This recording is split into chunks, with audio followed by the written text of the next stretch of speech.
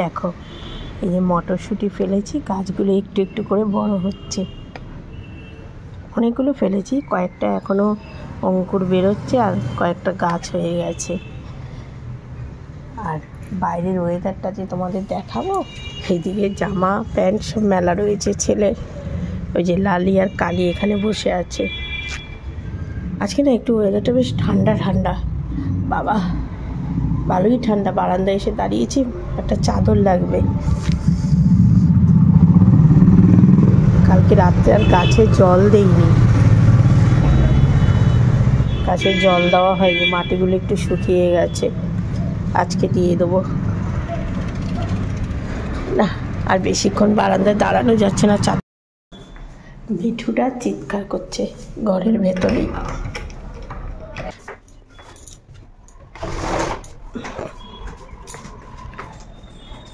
কি হয়েছে মিঠু?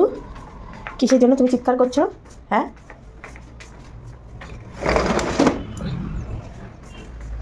কালকে ঠাকুরের বাসনগুলো ধুয়েছি না, ধুয়ে এখানে আর তোলা হয়নি। আজকে সব গুছিয়ে রাখতে হবে জায়গা মতো।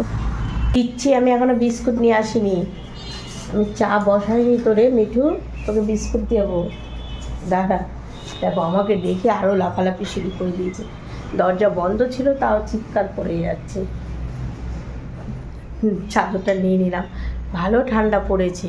একটা ব্ল্যাঙ্কেট সরিয়ে রেখেছিলাম কিছুদিন আগে, কিন্তু কালকে রাত্রেবেলা আবার ব্ল্যাঙ্কেটটা নিতে হলো। ছেলে কালকে সন্ধ্যাবেলা মানে জ্যাকেট ছাড়াই বেরিয়েছে, তারপরে কিছুক্ষণ বাদে এসে বলছে মা জ্যাকেটটা দাও তো। তার মানে ঠান্ডাটা ঘুরে ফিরে এসেছে। তা গুড মর্নিং মাই ফ্যামিলি, নতুন একটা ব্লগ নিয়ে তোমাদের সামনে চলে আসলাম।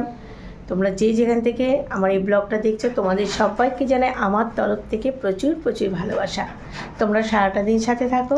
আর ওই দেখো খাঁচা নিয়ে এই যে শুরু হয়ে গেছে আমার।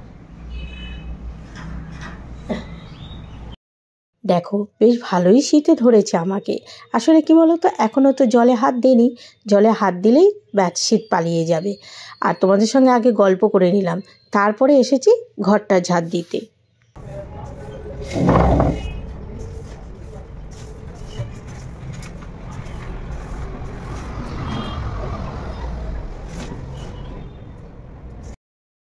চায়ের বাটিটার মধ্যে দুধ রয়েছে, তাই এই বাটিটায় চা বসালাম।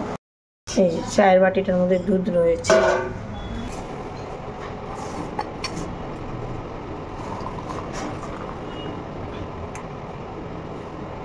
এখনো গায়ে থেকে গতকাল ঠাকুরকে মানে আমার গুরুদেবের জন্মদিন ছিল, ঠাকুরকে একটু মানে জলখাবারের মতো করে দিয়েছি। তা বাসন সব ধুয়ে রেখেছি, কিন্তু ঠাকুরঘর ছড়ানো ছিটানো রয়েছে।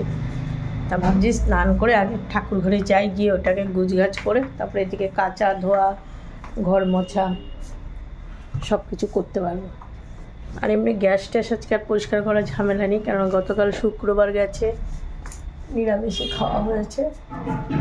দেখো মশারি খোলা হয়, তা সব আর আলাদা করে এক্সট্রা কিছু করার দরকার নেই। সবই কালকে নিরামিষ হয়েছিল বলে আজকে ওতেই চলবে।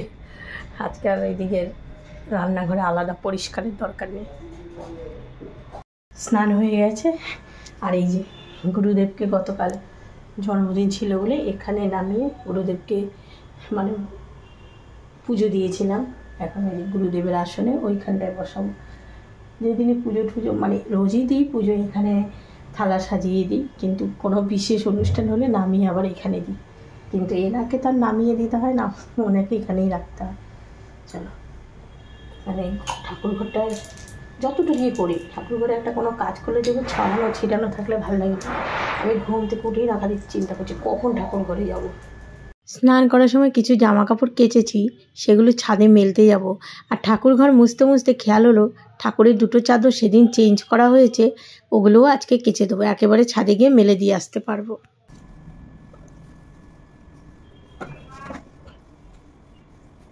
পুজো এখনও দিয়ে উঠতে পারিনি, আবার চলে এসেছি এই ঘরে। এই বাসনগুলো গতকাল ধুয়ে ঠাকুরের বাসন এই জানালায় দিয়ে রেখেছিলাম, সেগুলো সাইড করে রাখলাম। আর আজকে ঠাকুর ঘরে গিয়ে আবার এই যে প্লেট বাটিটা ছিল সেটাকে ধুয়ে আবার এই জানালায় দিয়ে রাখলাম।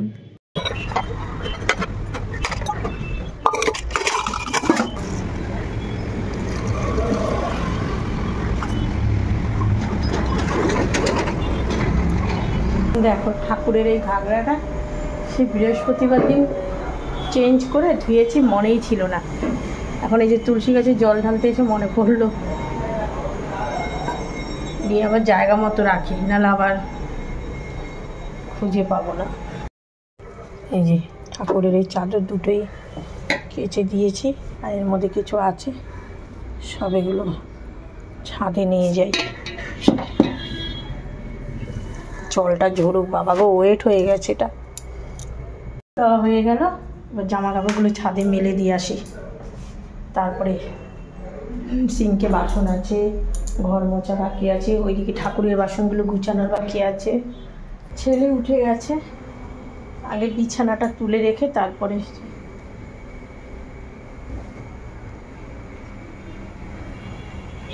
দেখি আবার ছেলেটা কি টিফিন করে। টিফিনটা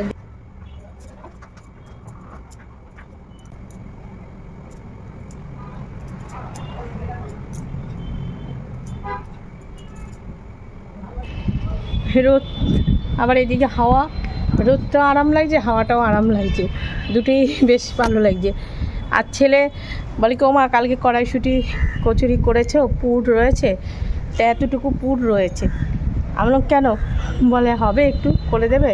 আর ঠিক আছে, একটু ময়দা মেখে রেখে এসেছি, হয়ে যাবে ওর। একটু ছোলার ডালও আছে গতকালে, গরম করে দেবো, ও খেয়ে নেবে। তা বললাম করে দিয়ে যাই, বলে না তুমি জামা কাপড় মেলে দিয়ে আসো আগে।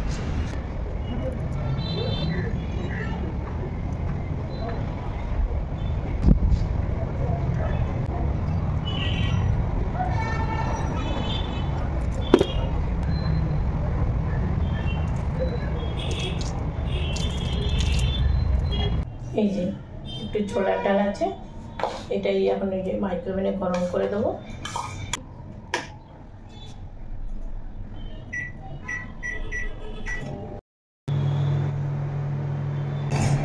এইটুকু পুর রয়েছে, এই যে কালকে যে করেছিলাম।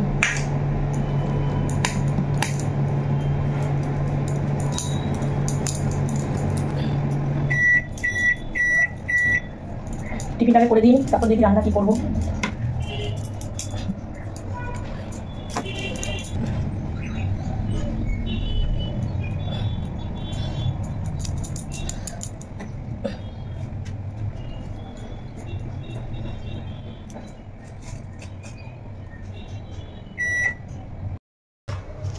এখান থেকে একেবারে বেলে নিলাম, ওইদিকে কড়াইতে তেল বসিয়ে দিয়েছি, ছেলেকে আওয়াজ দিয়ে তারপর তেলের মধ্যে দেব।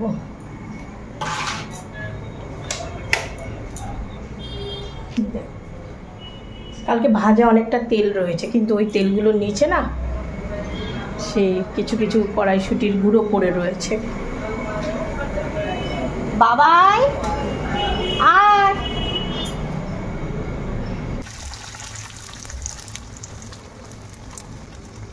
দোকানে লোক,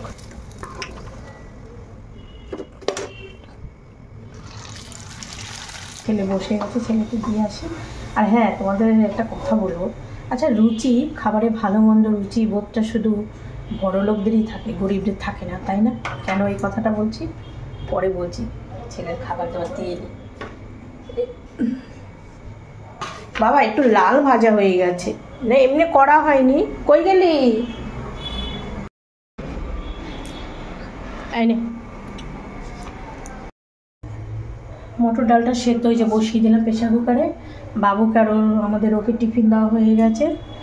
আর শাশুড়ি মা আর শ্বশুরমশাই আজকে ভাত টাত খাবেন, আজকে একাদশী না, আজকে হচ্ছে ভৈমী একাদশী। আমার মাও করছে, দোকানে গেছে তো, তা ভৈমী একাদশীটা তো খুব ভালো একাদশী শুনেছি। এখন সকালের টিফিন করলাম যে বাসন, চায়ের বাসন সব কিছু ওই সিঙ্কে ভোর দিয়ে রেখে এসেছি, সেগুলোকে মাজবো। আর হচ্ছে ইন্ডাকশানটা কালকে বের করেছিলাম যে, সেটাকে আবার মুছে টুচে রেখে দিই। সিঙ্কে রাখো বাসন, ঠিক আছে? এই সব বাসন এদিকে তো এসেছি, ডালে জল ঠল না পড়ে আবার একাকার হয়ে থাকে, সেটাই ভাবছি। এটাকে আবার বাক্সের মধ্যে ভরে রেখে দেবো।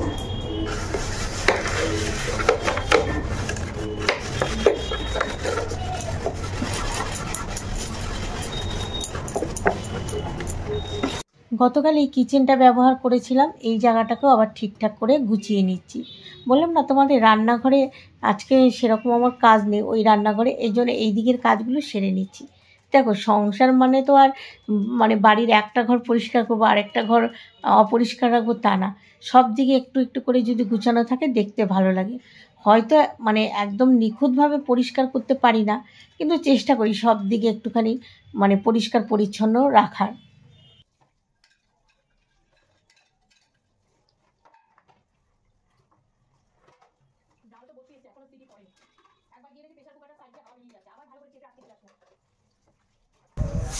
না সিটি পড়েছে, আবার জল বেরোস না।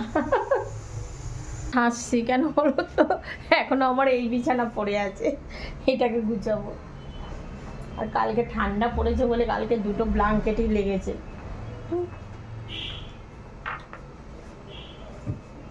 আসলে সেই বেডরুম থেকে সকালে বেরিয়েছি আর ওই দিকেই কাজ করছি, সেই বাসি ঘরটা ঝাড় দিয়ে বেরিয়েছি।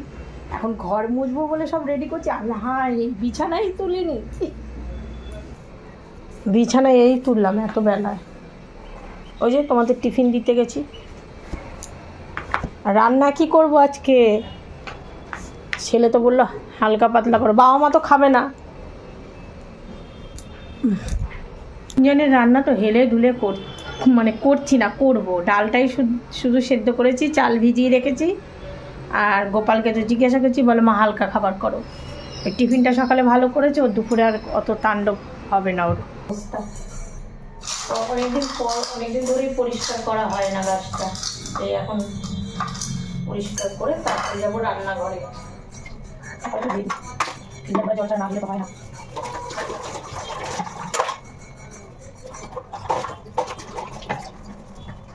একাদশী বসে বসে কীর্তন করছে।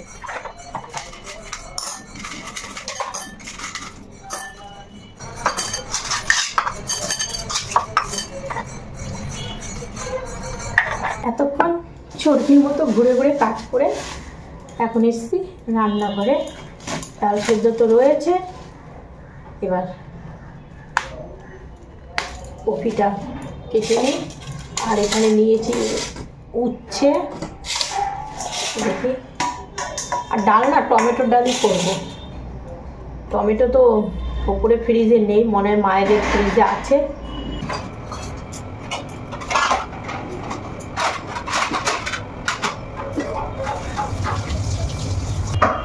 কপিটা একটু ভাপ দিয়ে নেব। ইন্ডাকশনটা জ্বালিয়ে দিয়েছি, বাটিতে জল গরম বসিয়ে দিয়েছি। ওই যে ওই ঘরটা বাসনটা নিয়ে এসেছে, সেগুলো তো আবার গোছাতে তো সময় লাগে।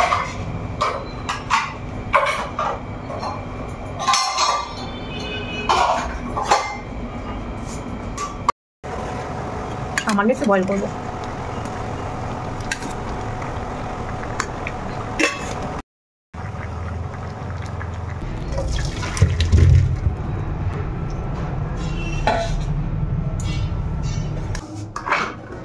উপরে ফ্রিজে একটাও টমেটো ছিল না, এই দেখো।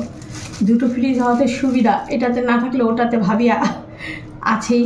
তা গিয়ে দেখলাম এই যে এক প্লাস্টিক টমেটো, তাও একটু প্লাস্টিকটা মুছে রাখতে হবে। দেখো এই যে ঘেমে গেছে, তার মানে এগুলো পচে যাবে। আর গতকালের টক ডাল করেছে, টক ডাল না, গতকাল লাউ উচ্ছে দিয়ে ডাল হয়েছে, তিতর ডাল। সেই ডাল এতটা রয়েছে, ঘন বলে আমাদের ওর পছন্দ হয়নি।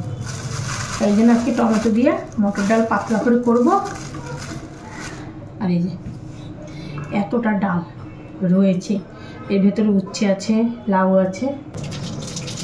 খাইও এটা দিয়ে লুচি বেড়েছি না, তাহলে সে তো মাছতেই হবে। এটা ঝাঁঝরি হাঁটা মটর ডাল কি বলতো, রান্না করলে না মটর ডাল ঘন হয়ে যায়। পাতলা তো করলাম, তাও যদি ঘন হয়ে যায় কী করা যাবে, ঘন হলে আবার আমাদের ও খেতে চায় না। মাছ যেছে এই কপিটার মধ্যে অনেকটা তেল, নিরামিষ অল্প কিছুটা দিয়ে দিলাম। আবার এই অল্পটা পরে ভাজবো, অল্প অল্প করে ভেজে নেব।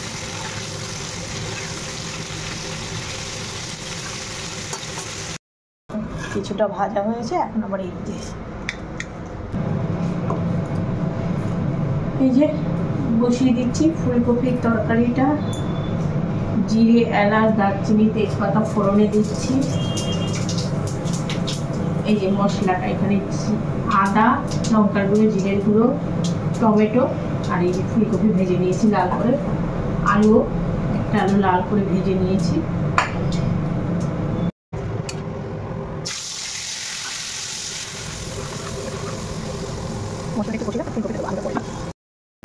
আর গাজর কেটে নিয়েছি, ভাজা করব। ভেবেছিলাম করব না, তারপর আবার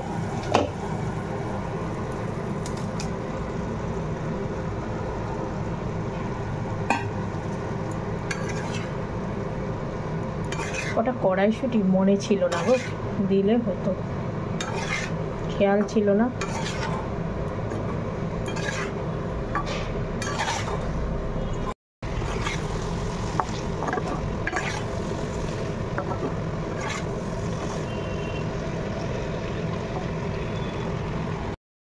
খুব সামান্য ঝোল দিলাম, আলু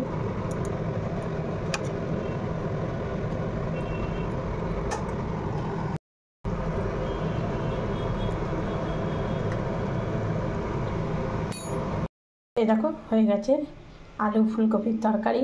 আর উচ্ছে আর গাজরটা ভাজা হোক। আর চলো আমি তোমাদের সেই বিষয়টা বলি। যাদের এক সময় পয়সা ছিল না তাদের ছেলে মেয়েদের অত নাক ছিটকানো কিসে, যা পাবে তাই খাবে। মোবাইল হাতে নিয়ে তোমাদের সামনে বসে গেছি একটা বিশেষ কারণে। মানুষ কত ধরনের থাকে। আমি কোনো সময় কোনো কিছু মানে বড়লোকি বানা বা ফুটানি এই সমস্ত আমার ভিডিও তো তোমরা দেখো, যেরকম পরিস্থিতি যা খাই সব তোমাদের সঙ্গে শেয়ার করি। ওই নেগেটিভিটি যেসব মানুষের মাথায় থাকে তারা তো মানে ওখান থেকেও কিছু না কিছু ধরবেই। তা যদি যেদিন সেদ্ধ ভাত হয় সেদ্ধ ভাতই দেখাই, যেদিন অনেক রকম মাছ আনে সেটাও দেখাই, সব কিছু আমার কাজ আমি যেরকম করি দেখাই।